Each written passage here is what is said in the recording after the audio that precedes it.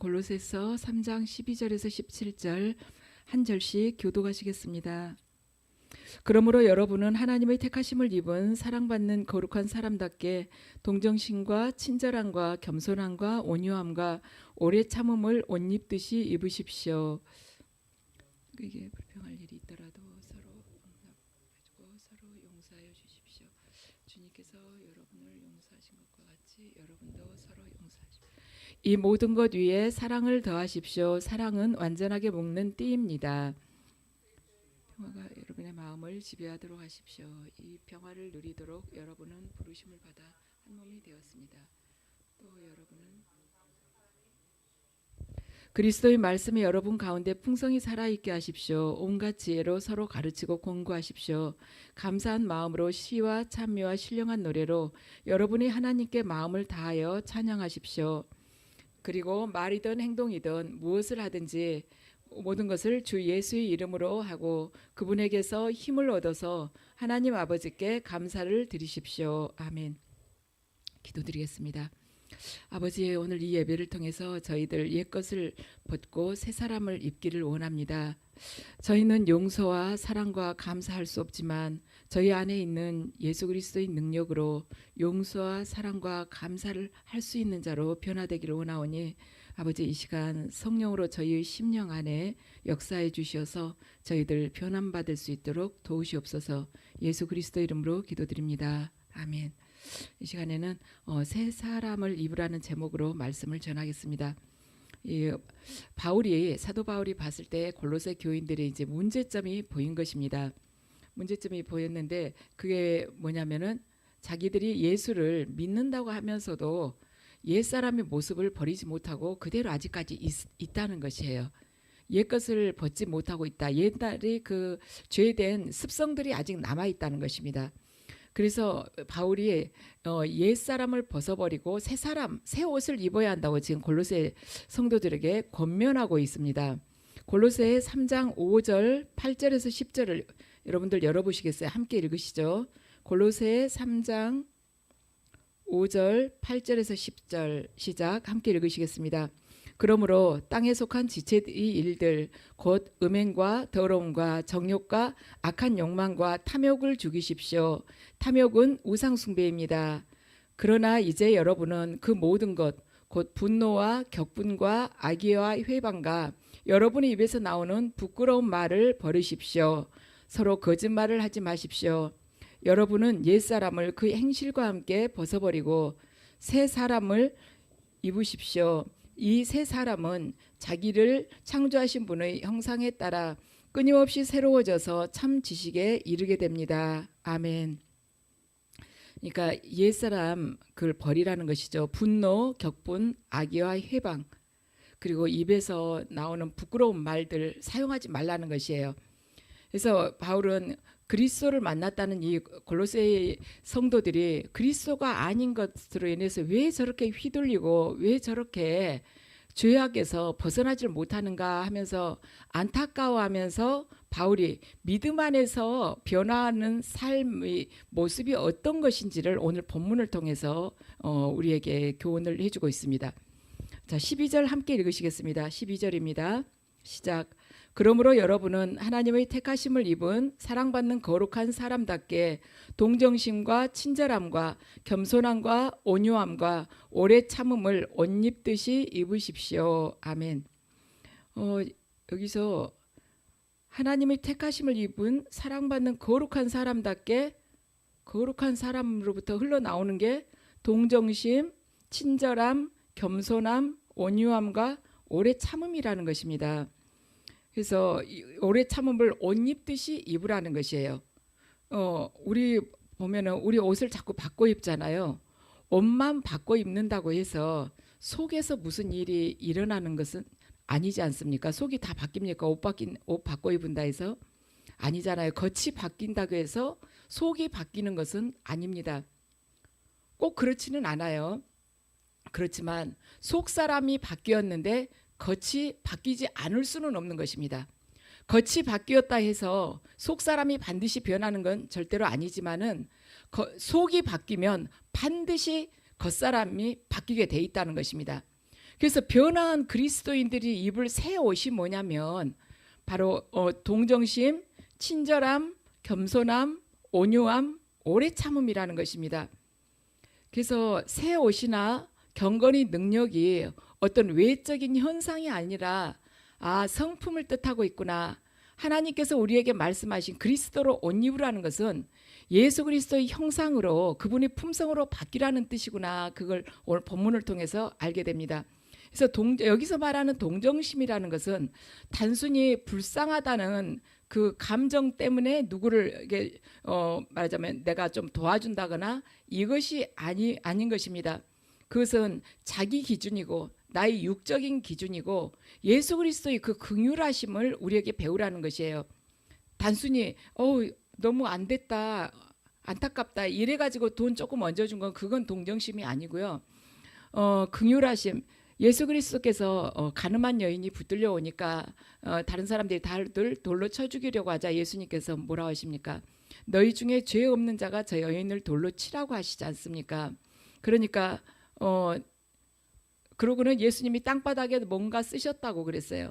그런데 성경을 보면은 그걸 보고 나이가 많은 사람들부터 하나씩 떠나갔다고 그럽니다. 그러니까 학자들은 예수님께서 거기에 쓰신 게 그 사람들이 지은 죄를 썼을 거라고 이렇게 추측을 하고 있어요. 그래요. 우리가 누군가가 그 가늠하다가 어떤 여인이 붙잡혀 왔다면은 어떻게 저럴 수가 있어? 이렇게 우리가 흉을 볼 수도 있겠죠. 그때 우리가 동정을 하기는 참 쉽지가 않습니다. 그런데 예수님의 이 긍휼하심, 말 없이 그의 죄까지도 다 흡수해버리는 그러한 마음을 우리가 닮으라는 것입니다. 그리고 두 번째가 친절함이죠. 친절함이라는 것은 세상 속에서 그냥 만만하게 보이는 사람이 되라는 것이 아니에요. 그래 물에 술 탄 듯 술에 물 탄 듯 잘못된 거 보고도 그냥 웃고 쓱 넘어가고 이것이 아니고 진리는 당당하게 전하고 하면서 빛과 어둠을 확연하게 구분을 하면서 분명하게 진리의 길은 옳으면 옳다고 말하고 비진리는 잘못되면 잘못됐다고 말하는 것이고, 또한 하나님께서 무엇을 기뻐하실 것인가 주변 사람 눈치를 보지 않고 기꺼이 남을 위해서 희생할 수 있는 것, 바로 그것이 친절이라는 것입니다. 그 다음에 겸손함은 자존감이 낮은 것을 보고 겸손하다고 하지 않아요. 겸손하다는 것은 내가 저 사람에게 충분히 원수를 갚을 수 있지만 내가 도를 내려놓는 것입니다. 내가 저 사람에게 반드시 어떻게 안갚음을 한달지 아니면 보상을 받아낼 수 있고 저 사람을 다스릴 수 있는 그런 권력이나 권리가 있지만은 그걸 내가 내려놓는다는 것이에요. 그리고 그를 품는다는 것입니다. 바로 그것이 말하자면 온유하다는 것이죠. 겸손은요, 내가 저 사람으로부터 대접을 받을 수도 있지만 내가 저 사람 앞에 엎드려 가지고 또 발을 씻어줄 수도 있는 것이에요. 온유는 뭐냐? 그 전쟁터에서 말이 말 타는 주인이 앞으로 나가라고 하면은 어떤 화살이 날아온다 할지라도 앞으로 적진을 향해서 앞으로 뛰어가고, 멈추라고 하면은 어떤 상황 속에서 그 자리를 위해서 즉시 멈추는 것, 그걸 보고 성경에서는 온유라고 하는 것입니다. 그래서 우리가 보통 생각하는 온유, 사람 따뜻하고 거칠지 않고 말 부드럽게 해주고, 이게 아니고 힘세고 거친 말을 길들일 때 얻는 그런 성품, 그런 성품을 보고 온유라는 것이에요. 그래서 우리가 거룩한 성품을 가진다는 것은 이러한 성품, 즉시 순종하고 즉시 뛰라고 하면 뛰고 목숨이라도 버릴 각오로 뛰고 멈추라 하면 멈출 수 있는 그런 온유한 성품을 갖는 것이 거룩함의 한 부분이라는 것입니다. 또한 그렇죠. 오래 참음도 또한 옷 입으라고 그랬잖아요. 우리는 그냥 웬만하면 참지, 내가 좀 상대방 좀 배려해서 봐주지, 내가 조금 손해보지 이렇게 생각하면서 내가 지금 몇 번째 참았는데 좀 더 참지, 이것이 아니라 무엇이든지 견딜 수 있을 만큼, 그러니까 어떠한 상황 속에서도 내가 내 몸이 녹는다 할지라도 견딜 수 있는 그 오래 참음을 지금 뜻하고 있습니다. 내가 화났지만은 지금 몇 번째 봐주는 거야 속으로. 그러면서 그냥 쓱 넘어간 것이 아니라 지금 몇 번째 봐주는 것이 아니라 7번씩 70번이라도 견뎌내야 되는 것이에요. 그것이 바로 이 성경에서 말하는 오래 참음이라는 것입니다. 그래서 우리가 신앙생활하는 궁극적인 목적은 우리 성품이 바뀌기 위해서 하는 것입니다. 참 쉽지는 않는 일이죠. 예수님께서 왜 우리에게 이 중심에 관한 말씀을 자꾸 하시는가? 그 까닭은 우리 사람은요, 겉모습을 보지만 하나님께서는 우리 마음의 중심을 보시기 때문에 우리 중심을 그렇게 중요하게 여기신다는 것이죠. 지금은 우리가 별로 그렇게 하지 않지만 예전에는 이렇게 계시를 받을 때 상대방이 지금 어떠한 마음의 상태에 있는가 그런 것도 이제 간혹 계시를 받고 그러지 않았습니까? 그때 보면 예수님께서 정말 우리들 하나하나를 저렇게 구체적으로 보고 계시구나. 저분이 지금 말하자면 주님으로부터 멀어진 지가 10년도 넘었다는데, 주님 떠난 지가 10년이 넘었다는데 지금 이제 다시 너무 어려운 처지에 있으니까 주님이 생각나서 다시 이제 왔는데도 그동안의 저 과정까지도 하나님께서 다 알고 계시구나 하는 걸 생각을 하면은 우리의 모든 이 삶이 그분께서는 정말 세세히 하나씩 다 들여다보고 계신다고 생각하면 그분에 대한 그 경외심, 두려움이 우리가 들지 않습니까? 그래야 하나님께서는 우리의 중심을 보시는 것입니다. 그래서 믿음이란 중심에 관한 문제인 것입니다. 그래서 우리가 하루하루 살아가는 것은 굉장히 두렵고 불확실한 세상을 지금 살아가고 있어요.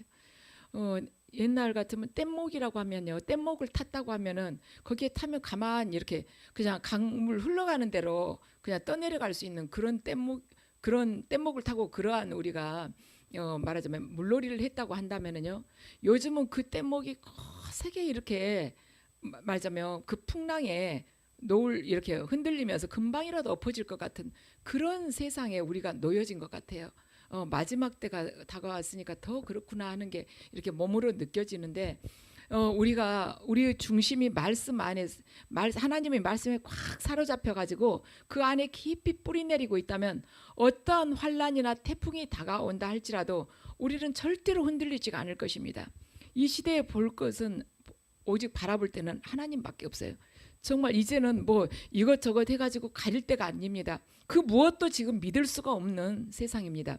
자, 13절 함께 읽으시겠습니다. 시작. 누가 누구에게 불평할 일이 있더라도 서로 용납하여 주고 서로 용서하여 주십시오. 주님께서 여러분을 용서하신 것과 같이 여러분도 서로 용서하십시오. 아멘. 그러죠. 서로 누구에게 불평할 일이 있더라도 서로 용납하여 주고 서로 용서하여 주십시오. 서로 성향이 다른 사람들끼리 모여 있는데 어떻게 그 사람을 다 용납을 해주겠습니까? 교회에서 이렇게 보면은 다 각자 성격이 있고 개성이 다 독특하잖아요. 그런데 어떻게 그걸 나라는 사람이 그걸 다 용납을 할 수가 있겠습니까? 그런데 주님은 용납을 하라는 거예요. 우리가 그들을 용납하고 받아들일 수 있는 방법은 딱 하나밖에 없는 것입니다. 보면은 내가 상상도 하지 못했던 사람이에요. 결혼하신 분들 보면 또 그러지 않아요? 지금까지 내가 만나본 사람 중에서 나하고 제일로 다른 사람하고 내가 지금 결혼했구나, 그런 생각 좀 들지 않습니까? 이 세상에 태어나서 내가 이렇게까지 다른 사람 만나본 적이 없어. 살아볼수록 너무너무 다르고 또 몰랐던 게 또 나타나고 그래. 이런 경우 있죠. 그런데 그걸 어떻게 그걸 용납하면서 받아들일 수가 있겠는가? 방법은 딱 한 가지인 것입니다. 예수님께서 나 같은 사람 받아주셨기 때문에 그냥 용납하고 용서할 수가 있는 것입니다. 저도 어쩔 때는 그럴 때가 있어요. 정말 용납하고 싶지도 않고 용납이 잘 되지도 않는 경우가 있습니다. 그런데 그때마다 제가 생각하는 게, 제가 그동안에 얼마나 수없이 예수님을 배신하고 예수님 이름을 내가 짓밟은 적이 얼마나 많았는가, 얼마나 위선을 떨면서 예수님의 이름을 더럽혔던가.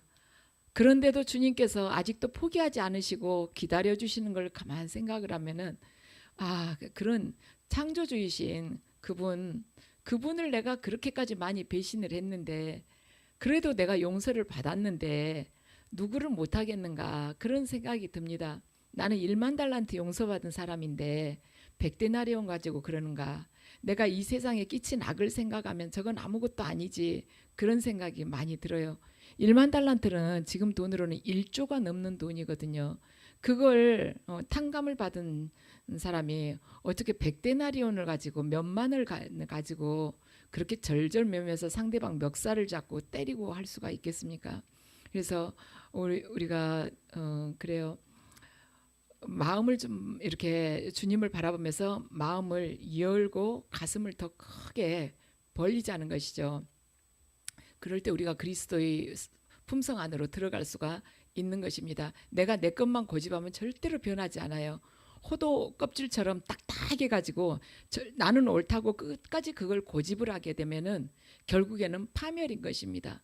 어떤 자리에 있든지 고집을 부리게 되면은 멸망을 하게 돼요. 자기만 멸망하고 말면 괜찮은데 주변 사람들까지 다 불행하게 하니까 이것이 또 문제인 것이죠. 그래서 우리가 신앙생활하면서요, 내가 하나님으로부터 얼마나 많은 큰 용서를 받았는가, 내가 하나님으로부터 얼마나 많은 것을 그 사랑을 받았는가, 얼마나 감사할 것이 많은가 그분께, 이걸 만약에 우리가 신앙생활에서 잊어버리게 된다면 우리는요 신앙생활 헛것인 것입니다. 그분한테 받았던 용서, 감사, 사랑 이거 잊어버리면은요 우리는 그 어느 누구도 내 이 새 가슴으로 받아들일 수가 없어요. 그런데 내가 받았던 그 용서, 어느 누구에게도 부모한테도 말할 수 없었던 그 죄 범죄한 것들, 그걸 주님께서 다 아시면서도 그냥 침묵으로 그걸 다 덮어주시면서 나를 받아주셨다고 생각하면 내가 다른 사람의 어떤 허물 들춰낼 그러한 생각이 전혀 들지 않는 것입니다. 자, 14절 우리 함께 읽으시겠습니다. 이 모든 것 위에 사랑을 더하십시오. 사랑은 완전하게 묶는 띠입니다. 바울은 그래요. 사도 바울은 모든 게 사랑으로 마무리 되어야 된다는 것입니다. 아무리 세상의 모든 비밀을 알고 산을 옮길 만한 믿음이 있다 할지라도 사랑이 없으면 아무것도 아니요. 내게 있는 모든 것으로 모든 것을 다 털어가지고 구제를 했다고, 그리고 내 몸을 불사르게 내주었다 할지라도 사랑이 없으면 내게 아무 유익이 없다는 것입니다. 이것이 바로 사도 바울의 결론인 것입니다.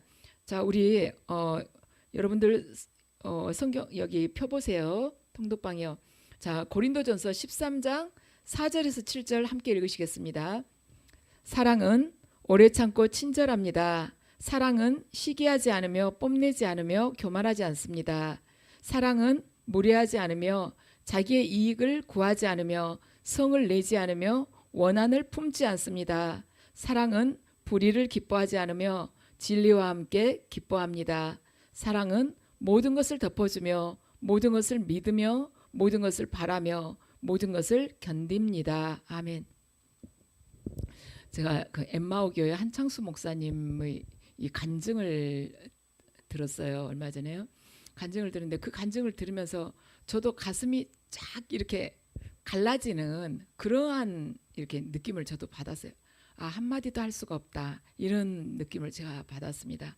뭐냐면 그분이 목사님 말씀을 하시는데 그래요. 사랑에 대해서 설교를 하려고 하면서 이 고린도전서 13장을 이렇게 읽는데 이 방금 우리가 읽었던 것처럼 사랑은 오래 참고 친절합니다. 사랑은 시기하지 않으며 뽐내지 않습니다. 이렇게 다 읽을 수 있는데 그 사랑 대신 예수님을 넣어봤다는 것입니다. 우리 예수님 넣어서 사랑 대신 예수님을 넣어서 그 본문을 한번 읽어보시죠. 시작. 예수님은 오래 참고 친절합니다. 예수님은 시기하지 않으며 뽐내지 않으며 교만하지 않습니다. 예수님은 무례하지 않으며 자기의 이익을 구하지 않으며 성을 내지 않으며 원한을 품지 않습니다. 예수님은 불의를 기뻐하지 않으며 진리와 함께 기뻐합니다. 예수님은 모든 것을 덮어주며 모든 것을 믿으며 모든 것을 바라며 모든 것을 견딥니다. 아멘.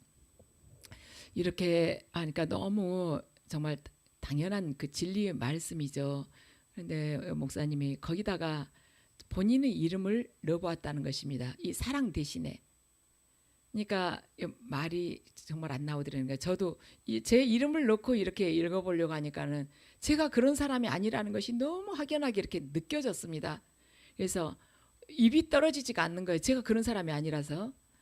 그래서 아, 이렇게 되어야겠다. 누구는 오래 참기를 원합니다. 누구는 이렇게 친절하기를 제가 결심을 해봅니다. 이렇게 마음으로 제가 그걸 읽어봤어요. 여러분들 한번 지금 그 고린도전서 13장 4절에서 7절을 여러분 이름을 넣어서 지금 함께 읽어보시죠. 자, 여러분 각자의 이름을 넣어보세요. 양현이는 오래 참고 친절합니다. 여러분들 이름을 지금 넣어보세요. 양현이는 시기하지 않으며 뽐내지 않으며 교만하지 않습니다. 양현이는 무례하지 않으며 자기의 이익을 구하지 않으며 성을 내지 않으며 원한을 품지 않습니다. 양현이는 불의를 기뻐하지 않으며 진리와 함께 기뻐합니다. 양현이는 모든 것을 덮어주며 모든 것을 믿으며 모든 것을 바라며 모든 것을 견딥니다. 아멘. 이걸 제 자신의 이름을 넣어서 읽어보니까 굉장히 무거운 책임이 느껴지고, 내가 이 하나님의 말씀과는 너무 멀리 떨어져 있었구나, 그런 마음이 참 많이 들었습니다. 그래서 저와 여러분들이 항상 주변을 이렇게 용납하거나 쉽게 용서가 안 될 때 이 고린도전서 13장에다가 내 이름을 넣고 한번 읽어보면 내가 하나님 말씀으로부터 너무 멀리 와 있구나, 그런 마음이 들면서 쉽게 회개가 될 것 같아요. 그리고 쉽게 용서하고 쉽게 용납할 수 있을 것 같습니다. 한번 그렇게 해보면 좋겠습니다. 얼마 전에 어느 상담하시는 교수님이 그런 이야기를 하세요. 우리 주변에 툭하면 화내고 짜증 잘 내는 사람이 있지 않냐고. 그러면서 그럴 때 어떤 마음이 드냐고. 별 이유도 없는데 화를 벌컥벌컥 낸다거나 짜증을 낸다거나 이럴 때 그걸 받아주려고 생각하면 우리도 또 화가 나지 않냐고. 도대체 무슨 이유 때문에 화를 내? 짜증낼 게 뭐가 있는데? 이러면서 맞받아치고 싶을 때가 있지 않냐고 하면서 바로 그게 사랑받고 싶다는 신호라고 그 이야기를 했습니다. 그래요. 그럴 때 화를 내거나 짜증을 낼 때, 불평을 할 때 그것은 바로 나를 알아달라는 거예요. 내가 지금 누군가가 막 불평을 하고 있으면은 자기를 알아달라는 것입니다. 짜증을 내고 막 비난을 한다거나 그러면은 나 좀 사랑해 주세요, 그 뜻인데 지금 그걸 저 깊은 내면 안에는 저를 좀 제가 사랑받고 싶어요, 그건데 그걸 화를 낸다거나 짜증내는 걸로 지금 나타내고 있다는 것이죠. 그런데 우리가 그 언어를 잘 해석을 하면서 잘 알아듣지 못하기 때문에 같이 부딪히는 거예요. 화낼 이유가 없는데 왜 나한테 화풀이해? 이러면서 이게 서로가 언성이 높아질 수가 있다는 것이죠. 근데 그 사람 마음 안에는 지금 위로받고 사랑받고 싶은데 다만 표현만 그렇게 되었다는 것입니다. 어떤 이제 청소년 고등학생이 있었어요. 그런데 얘가 학교를 안 가는 것입니다. 학교 안 가고 집에서 낮에 자고 밤에는 게임하고, 그러면서 엄마가 아무리 가라고 해도 안 가고 방문 열으라 해도 열지도 않고. 그런데 이제 상담하시는 선생님이 찾아간 거예요. 찾아가니까 처음에는 열어주지도 않더니 우리 같이 바람 쐴까 이래가지고는 조금 하니까 문을 조금 열더래요. 그러더니 이제 이 선생님이 이야기를 한 거예요. 너 정말 학교 다니는 거 너무 힘들지? 내가 봐도 힘들 것 같아. 나도 정말 힘들었어. 너 힘들지? 그러니까 그러면서 이런 이야기를, 그의 마음을 이렇게 다독이면서 어루만져주는 이야기를 그의 입장에서 해주면서, 학교 다니기가 힘들면 조금 쉬어도 돼. 그러면서 좀 쉬었다가 또 나가도 돼. 얼마나 내가 지치면 그러겠어. 스트레스도 많지? 이렇게 이야기를 하니까 그 애가 조금 있다가 가서 세수하고 오더니 저 학교 갈래요 하고는 가방 들고 나가더라는 것입니다. 그러니까 어린이든 아이든 그 마음에 정말 자기가 이렇게 치유받고 싶은 부분이 있는 거예요. 용납받고 싶은 부분이 있다는 것이죠. 누구한텐가 존중받고 싶고 누구한텐가 사랑받고 싶은 그게 있는데, 그게 이제 반대급부로 이렇게 거친 행동이나 실망스러운 행동으로 나아갈 수가 표현이 되는데, 우리는 그걸 이제 이해를 미처 못한다는 것입니다. 그러니까 우리가 그 사람을 판단하거나 정죄하기 이전에 얘의 이 과거의 생활이 이러했기 때문에 이럴 수가 있었겠구나, 나도 그러한 삶을 살았더라면 나도 저럴 수밖에 없었겠다, 어쩌면 나는 더 심했을 거야, 이렇게 생각하면서 그를 진정으로 위로하면서 사랑하라는 것입니다. 누군가가 자기를 사랑하고 진정으로 사랑해 준다는 그 생각만 있어도 사람이 많이 바뀌게 돼요. 그래서 사랑은 어느 정도냐, 그 사람이 자기 스스로가 굉장히 존중받고 있는 그러한 마음이 들도록, 내가 진심으로 사랑을, 저 사람한테 내가 사랑을 받고 있구나, 그 마음이 들도록 사랑하라는 것이죠. 그래서 사도 바울은 모든 문제의 뿌리가 사랑의 결핍이라는 것을 다시 한번 알려주고 있습니다. 그런데 우리는 특히나 부모님 입장에서는 그래요. 남의 자녀는 쉽게 이해해주고 용납이 되는데 내 자녀는 그게 잘 안 돼요. 저거 딱 지적을 했을 때 딱 고치면 좋은데 그걸 너 얼마나 힘드니? 그래. 그러면은 우선 당분간 쉬어. 좀 쉬어. 네가 많이 지쳤을 거야. 이렇게 하면서 받아주면은 더 뻗대고 말 더 안 들을까 봐서 부모들은 제 자식한테는 그렇게 하기가 힘든 것입니다. 그런데 그리고 그러한, 말하자면 상대방을 용납하는 그러한 방향으로 나가게 된다면은 그것이 본질인데도, 사랑으로 그를 대하고 그를 품는 것이 본질인데도 시간이 많이 걸릴 것 같은 거예요. 그를 용납해줘. 그러면은 막 한정없이 들어 넣어가지고 게임 더 할래, 좀 더 잘래, 이러면은 언제 끝이 나지? 이런 생각이 든다는 것이죠. 그리고 해결도 쉽게 안 될 것 같고, 그리고 저희가 변하지 않으면 어떡하지?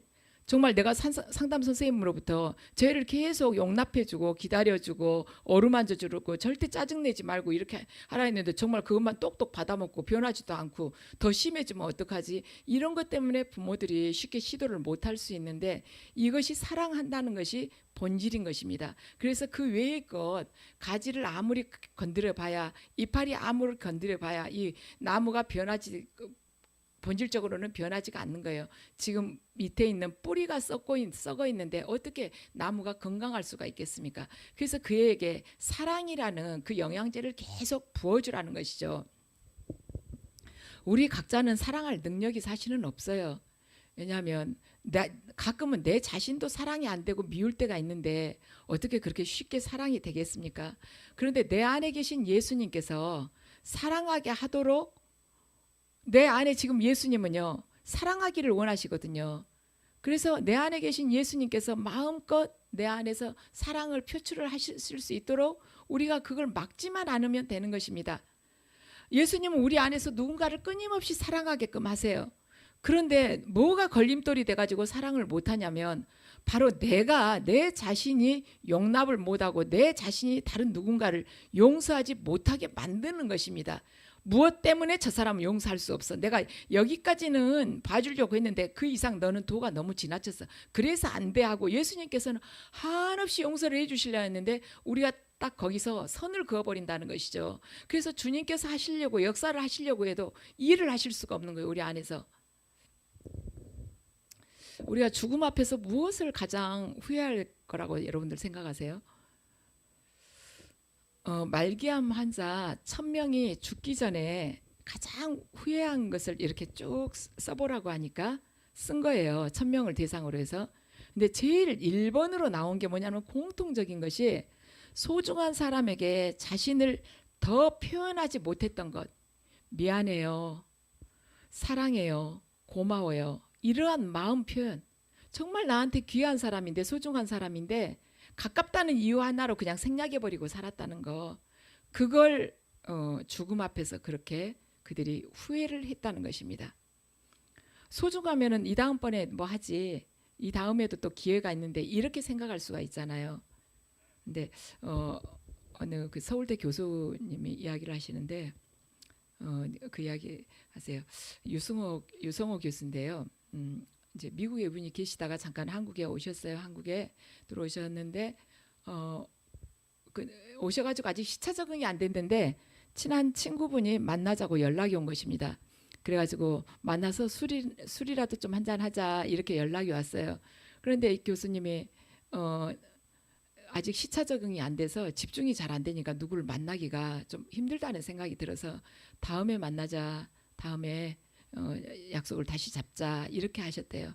그런데 그날 그 친구가 죽은 것입니다. 만나자고 연락 왔던 친구가. 왜냐하면 이 친구는 이 교수님인 이분한테 전화했는데 좀 만나자 그랬는데, 이분이 이제 시차 적응이 안 돼갖고 너무 이제 머릿속이랑 개운하지 않으니까 다음에 만나자고 하니까 대신 다른 이렇게 친구들 모임에 가신 거예요. 그래가지고 술을 마시는데 그날 사고가 나가지고 친구가 세상을 떠나게 됐습니다. 그래서 교수님이 이야기하시기를, 그 친구가 떠나고 나서 자기가 너무너무 가슴이 아팠는데 뭐 때문에 아프냐면 그날 그 친구가 만나자고 했을 때 내가 그를 만났더라면 그가 그날 안 죽었을 수도 있는데 왜 내가 다음이라고 이야기를 했을까? 다음이 이렇게 다시는 돌아오지 않는 것인데, 그러면서 그 교수님 이야기가 자기는 이제 다음이라고 미루지를 않고 살려고 그런다고, 다음이라는 말은 보장이 없는 거더라, 그렇게 이야기를 하시더라고요.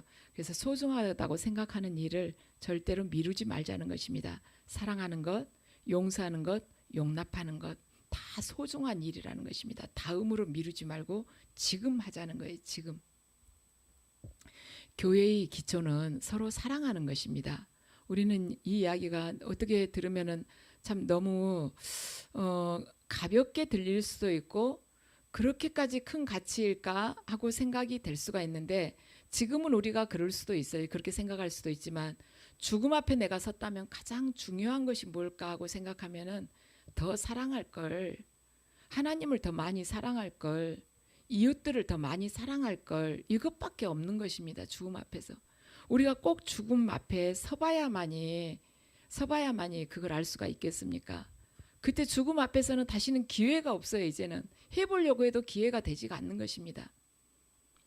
그래서 지금 하자는 것입니다. 지금이 바로 그 기회고 지금이 가장 중요한 시간이에요. 이것이, 이 사랑하는 것이 그리스도인들에게서는 모든 사역의 기초인 것입니다. 모든 사역 안에, 성령의 모든 은사 안에 사랑이 빠져버리면 아무 소용이 없는 것이에요. 사랑이 빠지면요, 타종교의 그 이상한, 말하자면 능력이라고도 볼 수가 있는 것입니다. 사랑이 없잖아요. 거기는 오늘날 교회 안에 사랑이 너무나도 많이 부족하죠. 교회가 사랑 빼놓고는 다른 거 뭐든지 다 잘 하려고 하고 잘하고 있습니다. 그렇지만 아무리 잘해본들 세상에서는 아주 그 전문을 하는데 세상 같게 하겠습니까? 그렇지만 우리가 교회에서 하는 이런 사역들 좀 서투르고, 내가 또 넘어질 때도 있고 그랬지만, 넘어질 때도 있고 뭔가 미흡하다 그런 부분들이 있지만, 사랑으로 이 모든 것들을 다 마지막에 온전하게 띠를 맨다면은 그 어떤 것도 다 아름답게 된다는 것입니다. 사랑으로 전부 띠를 매면.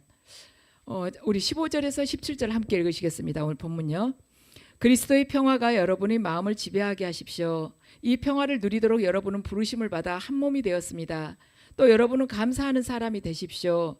그리스도의 마음이 여러분 가운데 풍성하게 살아있게 하십시오. 온갖 지혜로 서로 가르치고 공부하십시오. 감사한 마음으로 시와 찬미와 신령한 노래로 여러분의 하나님께 마음을 다하여 찬양하십시오. 그리고 말이든 행동이든 무엇을 하든지 모든 것을 주 예수의 이름으로 하고 그분에게 힘을 얻어서 하나님 아버지께 감사를 드리십시오. 아멘. 모든 일에 하나님 아버지께 무엇을 하든지, 말이든 행동이든 무엇을 하든지 모두 예수 그리스도의 이름으로 하고 예수 그리스도로부터 힘을 얻어서 하나님께 감사를 드리라는 것입니다. 모든 일에 감사하라는 것이에요. 우리가 어떻게 모든 일에 감사를 하겠습니까? 성경 한번 읽어보죠. 우리 데살로니가 5장 18절 말씀 함께 읽으시겠습니다. 시작. 모든 일에 감사하십시오. 이것이 그리스도 예수 안에서 여러분에게 바라시는 하나님의 뜻입니다. 아멘. 모든 일에 감사하라는 거예요. 우리 모든 일이, 물론 감사할 일이 있지만 모든 일이 다 감사하지는 않다고 생각을 하잖아요. 그렇지만 감사하기로 결정했기 때문에 이렇게 해도 감사를 하고 저렇게 해도 감사를 하라는 것입니다. 그런데 우리가 살다 보면 감사가 안 될 때가 많아요. 감사를 못할 때가 참 많습니다. 왜 내가 감사를 못할까? 어제까지만 해도 아무것도 아닌 거 다 감사해놓고 오늘 왜 감사를 못할까? 그 이유 중 첫 번째는 뭐냐면, 내게 현재 하나님께서 주신 것이 아니라 내게 없는 것을 보기 때문에 감사하지 못하는 것입니다. 받은 것은 수만 가지인데 받지 못한 거 몇 가지를 가지고 그걸 쳐다보니까 지금 계속해서 불만스러운 거예요. 에덴 동산에서 모든 걸 다 먹어도 되는데 선악과 그거 하나 먹지 마라 했는데 그거 쳐다보면서 불만스러운 것입니다. 나머지는 다 취해도 괜찮다고 했는데 우리들이 그 모습이라는 것이죠. 그리고 감사하지 못하는 이유 두 번째는 무지하기 때문에 감사하지 못하는 것입니다. 내가 하나님으로부터 무엇을 얼마나 받았는지 모르니까 감사를 하지 않는 거예요. 어느 말기암 환자가 그 참 괜찮은 태도라는 책을 보면은 거기에 그렇게 기록이 되어 있어요. 이 작가가 호스피스 병동을 간 것입니다. 그랬는데 가서 딱 아침에 이렇게 가서 앉아 있는데 옆에 앉아 있는 분이 이제 머리에다가 이렇게 모자를 쓰고 있으니까 몰랐죠. 그런데 아침에 물 한 모금 마시는 것이 얼마나 감사한 일인 줄 아세요? 하고 물어보는 거예요. 처음에는 여자인지 남자인지 몰랐어요. 이렇게 모자를 쓰고 있으니까.